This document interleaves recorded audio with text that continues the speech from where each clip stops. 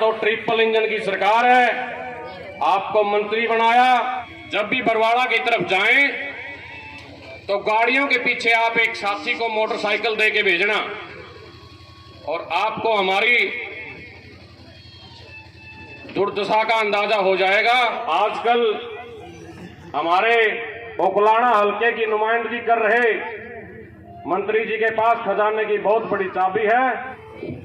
जिनके सम्मान समारोह में हम सब, जिनकी मूर्ति के अनावरण में हम सब इकट्ठा हुए हैं,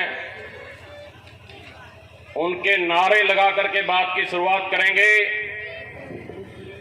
तो हवलदार दारा सिंह अमर रहे, हवलदार दारा सिंह अमर रहे। मंचासीन हरियाणा सरकार में मंत्री अनूप धानक जी वह मंच पे मौजूद गांव गुहांड से आए हुए हमारे साथी अनिल जी, कनौ से सरपंच साहब काला कनौ जी, वह समस्त आदरणीय साथीगण, मेरे सामने बैठे खेतड़ के, जिन्होंने बचपन से लेकर के आज तक अपना प्यार और आशीर्वाद मुझ पे बनाए रखा है, मेरे पिता तुल्य बुजुर्गों, नौजवान साथियों, सबसे पहले मैं हवलदार दारा सिंह के चरणों में कोटि कोटि प्रणाम करता हूं, उनको श्रद्धासुमन अर्पित करता हूं, जिन्होंने जिस प्रकार से 30 साल तक मैंने उनके सुपुत्र श्री विक्रम से पूछा कि जिन्होंने 1989 से लेकर के 1989 में मेरा जन्म था, तो 16 फरवरी 2023 तक देश की सेवा की, और हमें आज भी याद है वो दिन जब वो तिरंगे में लिपट करके आए थे, तो सभी ग्रामवासियों की आंखें नम थी। इस पर हमें गर्व भी है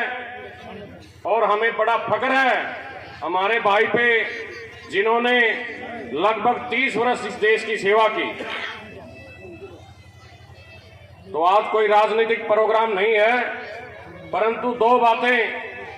क्योंकि जैसा कि सरकार वाले बोलते हैं डबल इंजन की सरकार, और आजकल हमारे ओकलाना हलके की नुमाइंदगी कर रहे मंत्री जी के पास खजाने की बहुत बड़ी चाबी है। तो मंत्री जी से मैं भी एक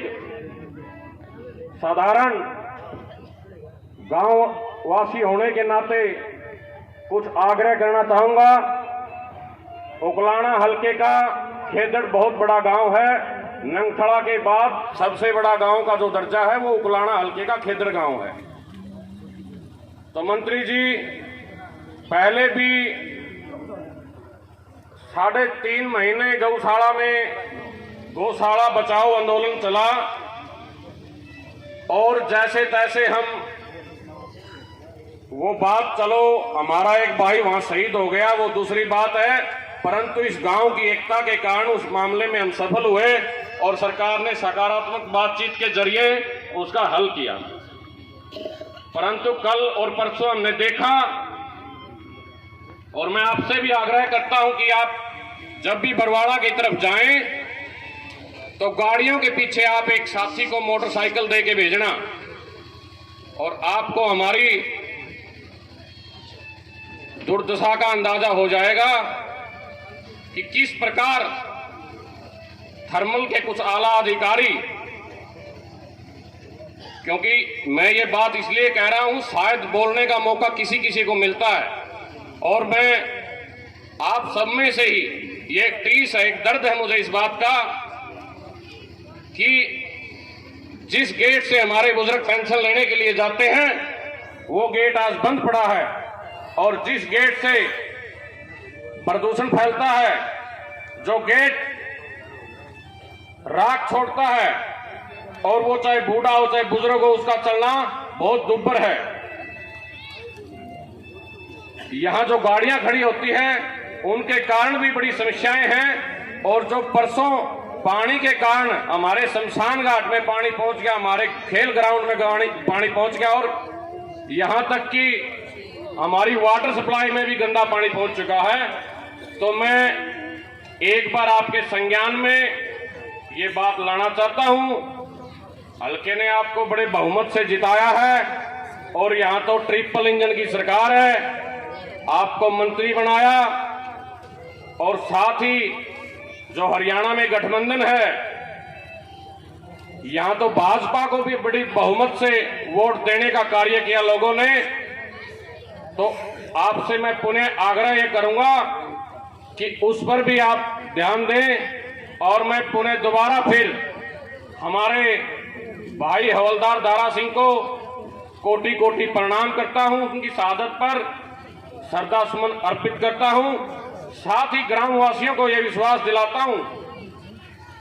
आपके बेटे आपके भाई कभी भी आपके और बाबा के आशीर्वाद से आपकी सेवा करने का मौका मिलेगा। कभी कलम में ताकत आई तो तन मन धन से 24 घंटे आपकी सेवा के लिए तत्पर तैयार रहेंगे।